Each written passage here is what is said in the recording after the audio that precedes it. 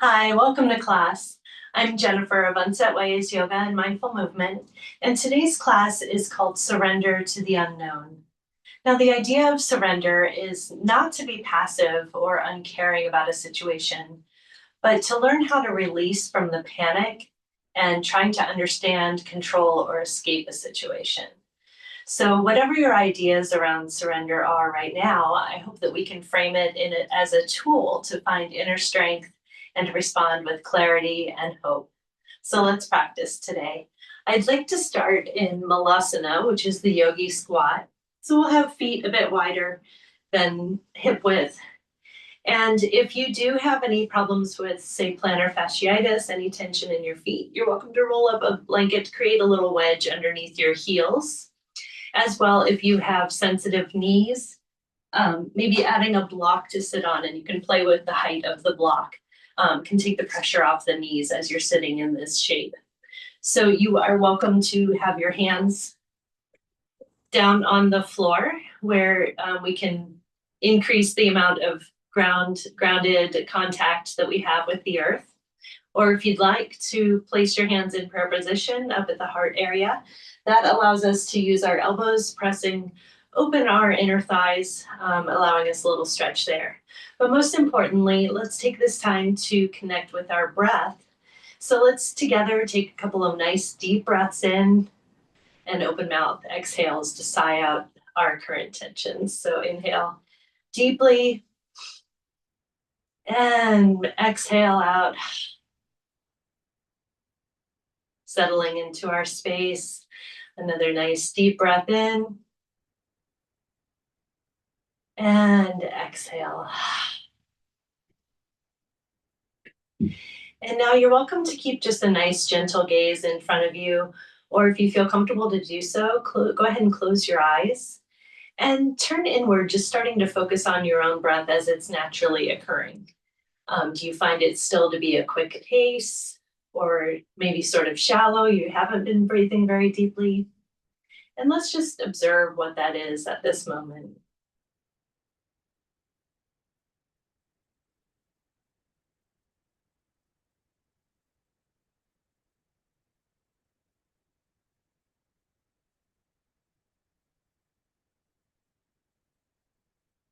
And as you're observing this time where you're starting to notice areas of tension that you're holding, just start to maybe slow down your breath, with each breath adding a little more length,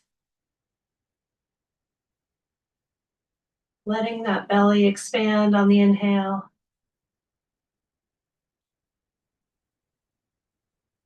Feel free to take any more open mouth sighs as you exhale that you need.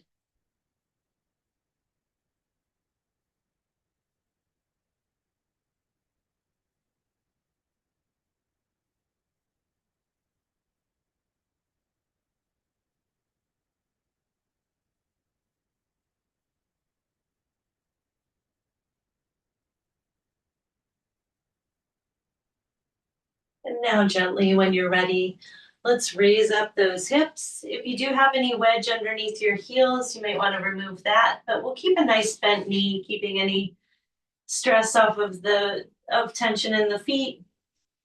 And just keep a nice, easy dangle. And you're welcome to keep your hands on the floor. Maybe put those feet a little wider if you like to grip your elbows. And maybe give a nice sway back and forth as if you're just blowing in the breeze. Just allowing some free movement.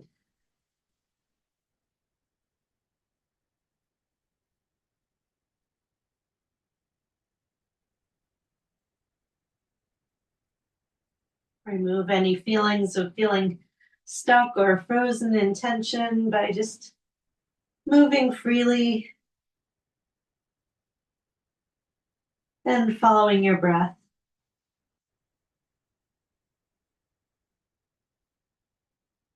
And if you'd like to remain there, do so. Or if you want to walk towards your right foot, giving yourself a gentle stretch towards the right side, getting that left side body opening up just a bit. Nothing intense, just easy to start our practice.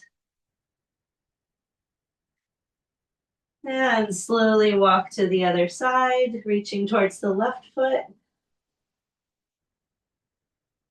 A couple of breaths to fill up and open up that right side body. Back to the center.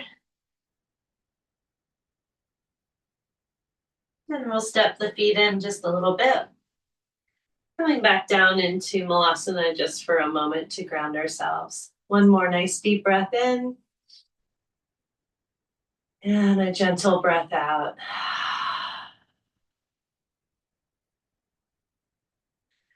From here, support yourself down onto the mat to be seated. We're going to place a bolster up at the top of our mat just in case it's needed. And you'll want to have a strap nearby and, of course, any other props you might need. We'll come down to a position on our belly, prone position. And let's rest here for a moment, just adjusting our body to a new position. Maybe give yourself a little wiggle. Allowing your body to feel the contact and support of the earth below you.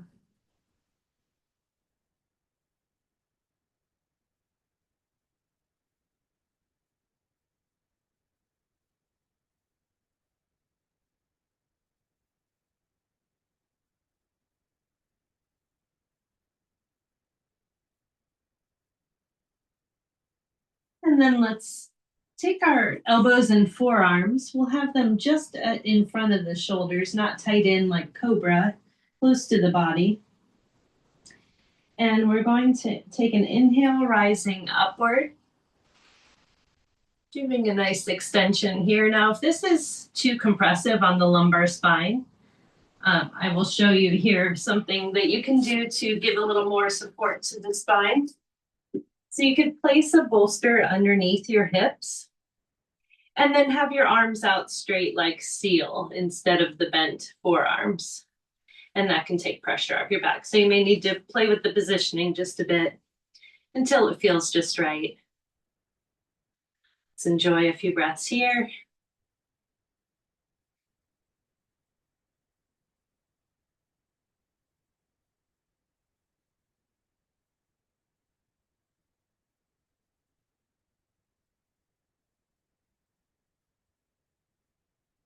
And slowly release yourself down. You can leave the bolster here if you like.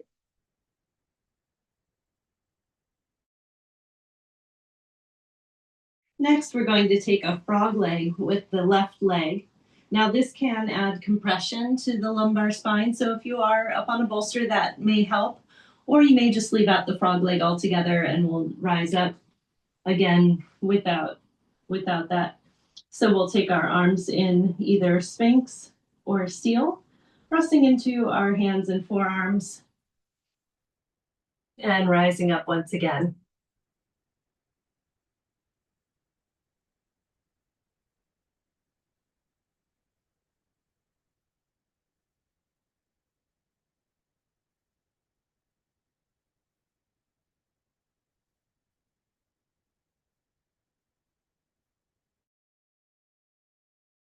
You may like to extend up into seal.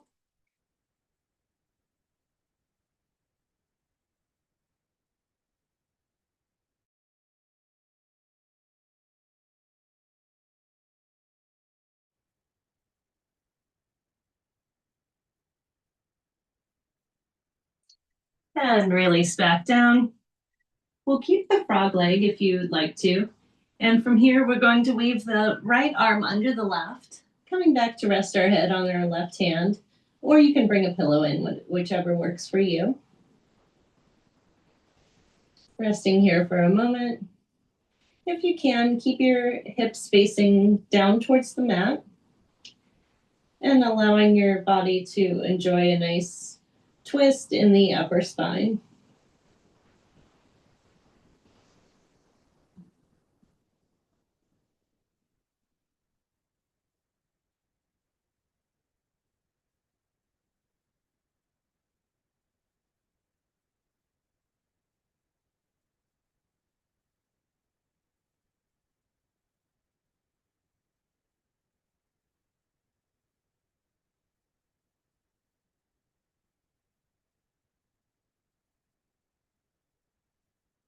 From here, we'll take our left hand supporting ourselves. We're going to roll all the way back onto our back, maybe adjusting yourself as needed.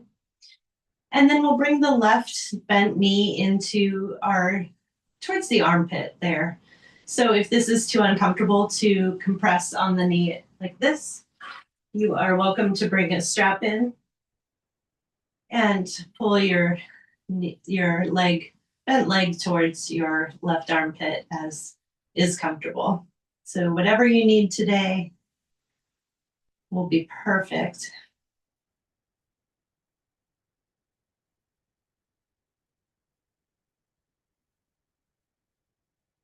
So as you may already feel, we're bringing tension from our bodies.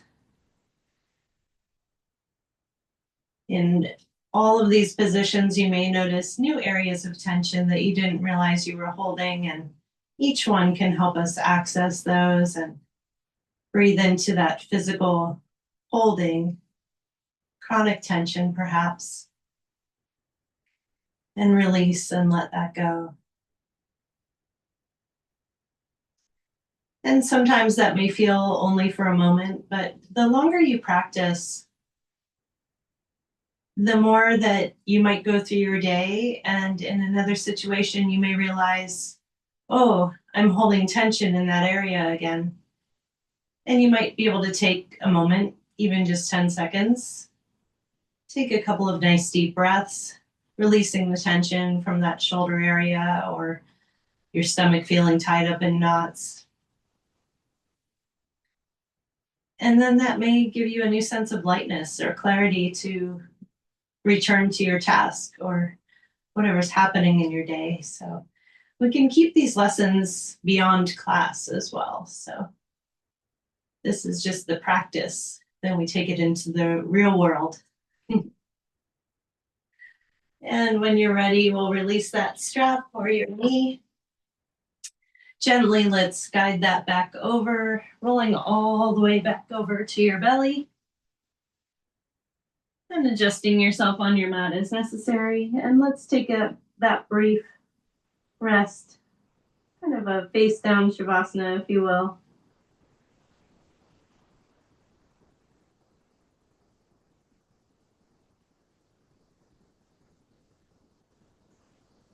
And when you're ready, we'll take that right leg into a frog leg. And we're going to return our arms either into the Sphinx or the seal pose preparation. Pressing into the hands and forearms, rising up. Again, you're welcome to do seal if you like.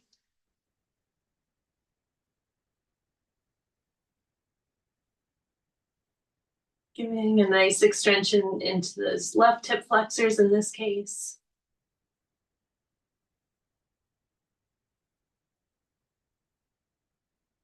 And slowly lower yourself back down.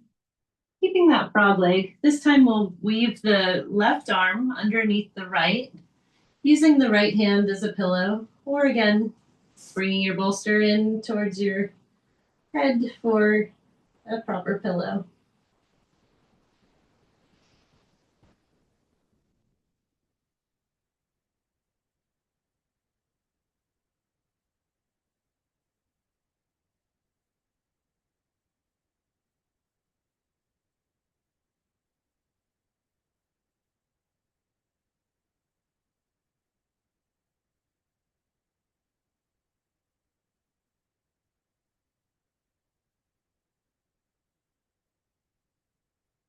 Again, gentle reminder, if you can, making sure your hips are facing downwards towards the mat. And again, if the frog leg is not working for you, you can have both legs straight. And then enjoying that upper twist with the upper spine.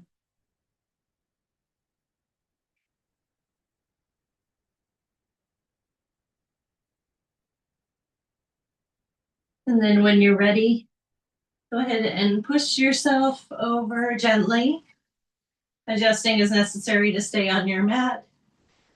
We'll take that right knee that was in the frog's leg into the right short shoulder, kind of the armpit area. Or if you prefer, strapping your right foot to hold that in towards the position.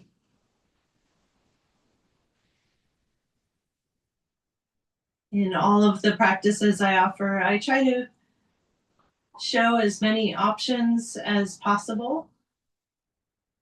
For accessing a pose, all of our bodies are different injuries or alignments that we've experienced in our bodies in our lifetime. So we're looking for a similar feel to the result of each pose, but sometimes we do need a little different access to get to it. If anything ever feels painful, or if you feel intuitively that, no, this is not right for me, definitely back out of that pose and either try another way to access it or perhaps skip that pose that day. You're always welcome to message me with any questions, or after a live class, after we stop recording, of course, you can ask me any questions as well.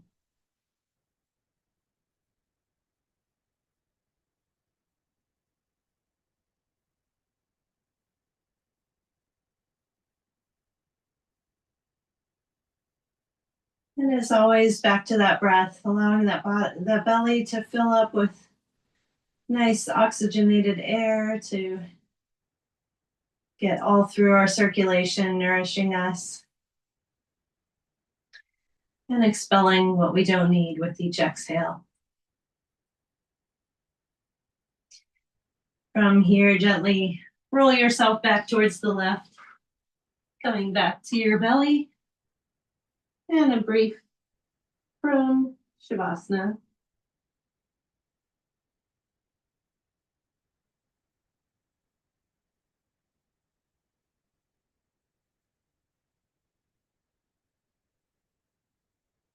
And then slowly let's push back into a child's pose and allow our bodies to integrate the movements we've just done.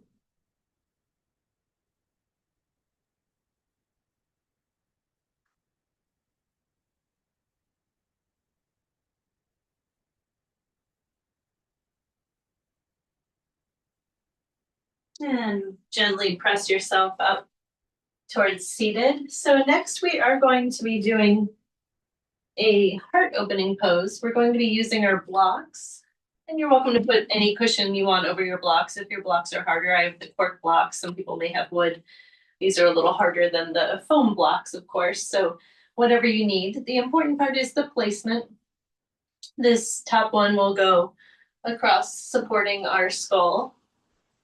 And the longer one will go along our spine, starting kind of at the top of our shoulder blades and going downwards. So find your positioning, and you may need to make some adjustments, like letting yourself lay back. And you can just let your arms relax. We're opening up all of the chest area. This might give you even a more freer sense to breathe freely. Hopefully lots of freedom. And for legs, you're welcome to have the feet together, knees apart in a Baddha Konasana, if that feels good. Another option is to have feet as wide as the mat or wider and let the knees fall in together. Or perhaps what speaks to you today is just having legs extended like in Shavasana, allowing those feet to kind of relax out. No tension to hold anything anywhere.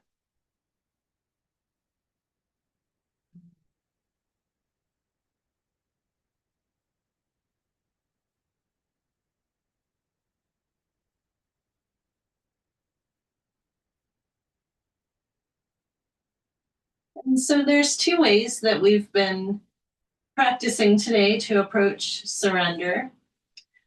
Definitely, we've been moving through the physical one, and that is to surrender to the earth.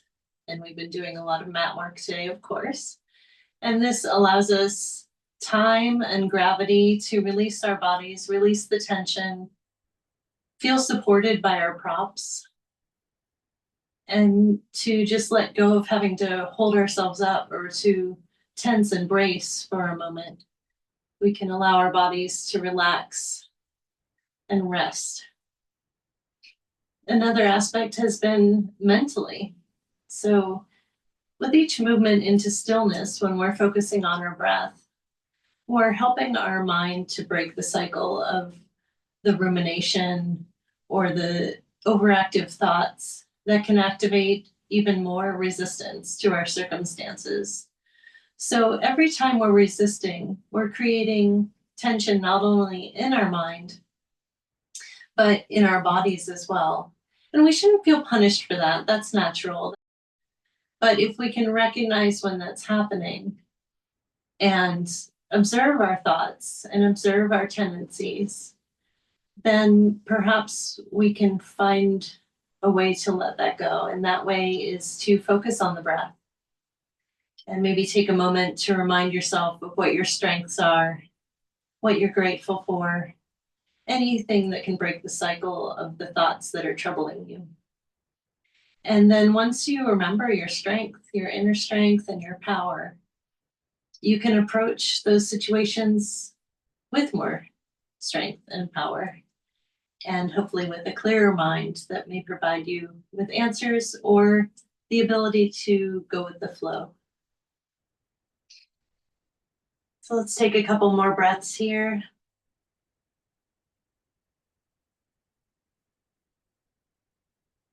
And gently supporting yourself with an arm, rolling to that side, removing your blocks.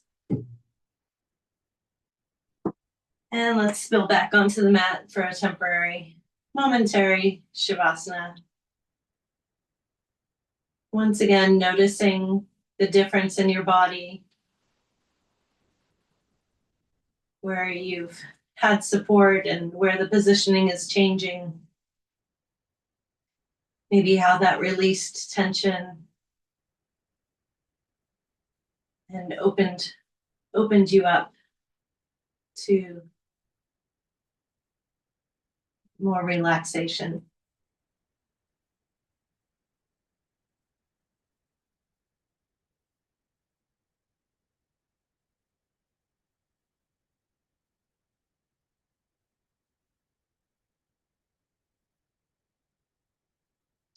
When you're ready, slowly bend your knees, placing your feet on the floor, rolling to a side, and we'll gently push ourselves up to seated.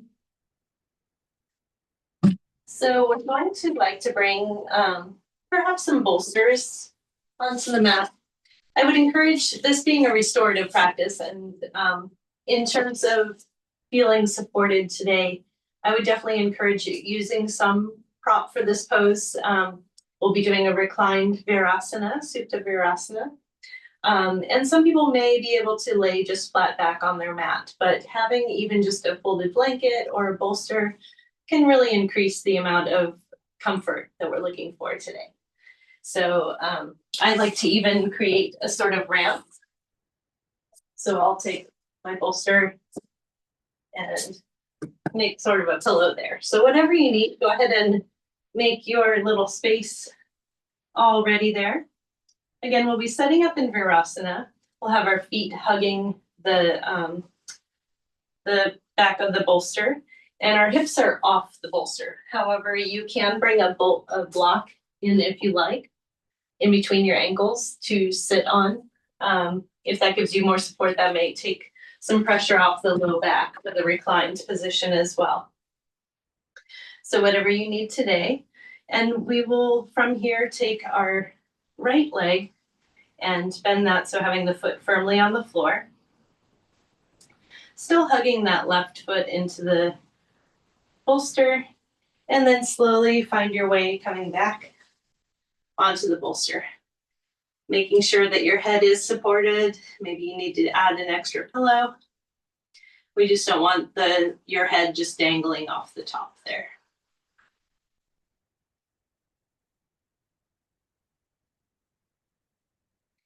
And whatever might work for you today, you can have your arms down on the floor, hands facing upward, or if you like, you could place your hands, one hand on your heart, one hand on your belly, if you like to connect with your breath a little bit more in that way. And once again, let's get in touch with our breath. Observing, maybe your breath has naturally slowed down a bit. And definitely don't force things. We're always just watching and maybe lengthening the breath a little if we can, but always being gentle with ourselves. Once again, it's always a practice. So sometimes we're just seeing where we are and understanding what we may need, not being too hard on ourselves.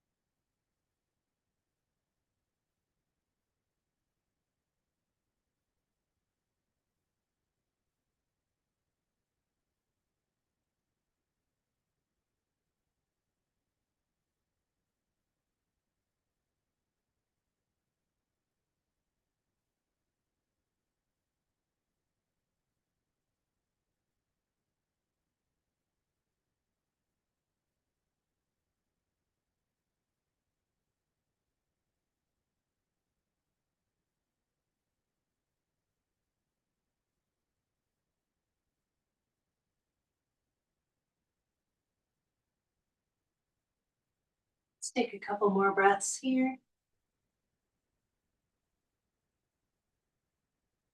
Slowly place your hands down on the floor. We're going to press into our palms, raising our chest first, letting the head be last. That will support our neck. And gently extend that left leg and giving it a bit of a wiggle, even both legs if you like. Just do some intuitive movement. That was a lot of compression there on the left knee. And you can always put a blanket or slight small pillow behind your knee joint that can support as well. And we'll come back into Virasana, setting ourselves up from the posture in the beginning, and then we'll take the left foot planted firmly down with the left bent knee. Again, you could put that pillow behind your knee joint there if you do need to open up that a bit, if that was too compressive last time. And, staying on that block if you are seated on a block. Otherwise, supporting yourself as you roll back to recline onto the bolster, making sure that head is supported.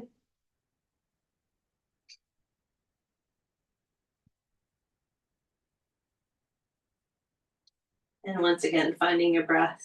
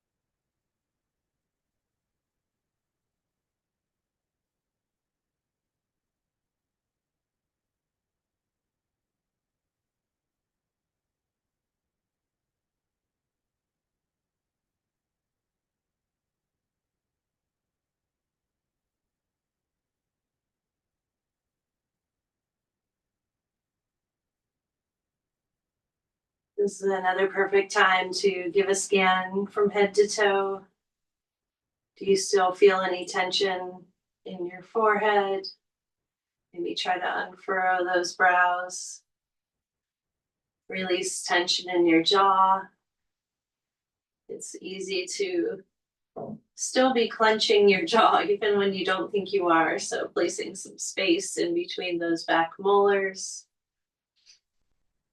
Letting those shoulders relax into your bolster. Feeling that sense of support. And releasing the belly. Our core does so much work for us in terms of supporting our movements, but it can also hold a lot of tension when we are stressed because it's ready for action. So it's definitely involved in the fight or flight mode. So relaxing that by allowing it to rise and expand with each breath, fall, and relax with each exhale. All the way down to your feet. Feeling that point of contact with the left foot, each toe, each part of your foot into the mat. Feeling supported by the earth.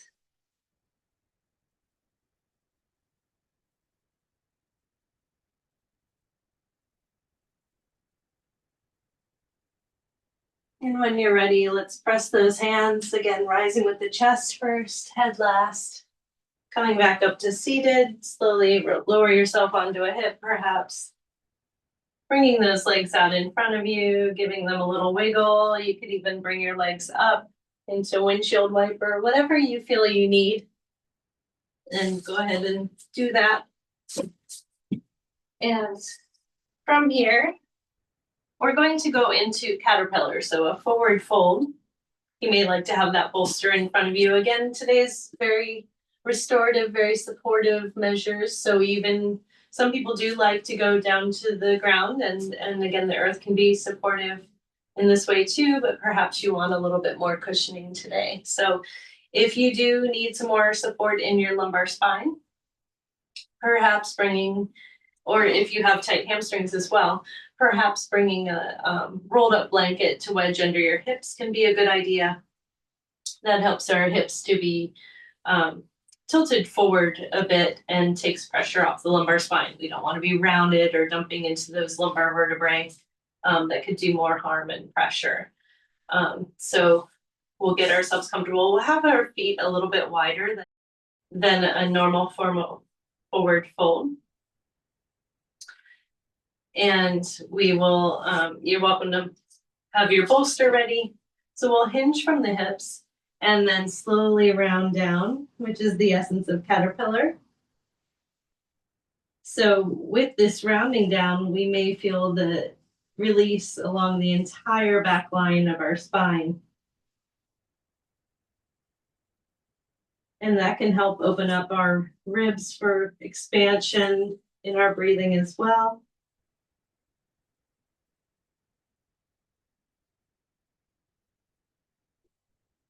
And it can also release a lot of tension from being on the go or being standing on your feet all day. And the spine not getting to relax into its normal curvatures.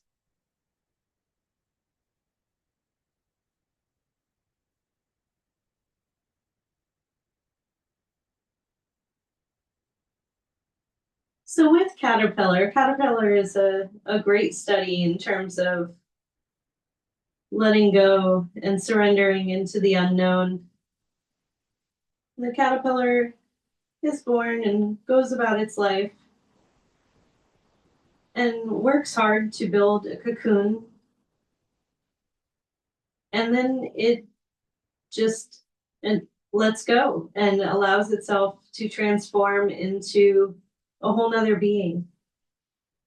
So that's another good way to let us feel better about the unknown. The unknown doesn't always have to be a negative connotation, even though it can be very scary. Sometimes when we let go, we can transform and become something we never imagined before. So always consider that sometimes fear itself doesn't have to be scary. Sometimes the unknown can be something hopeful as well.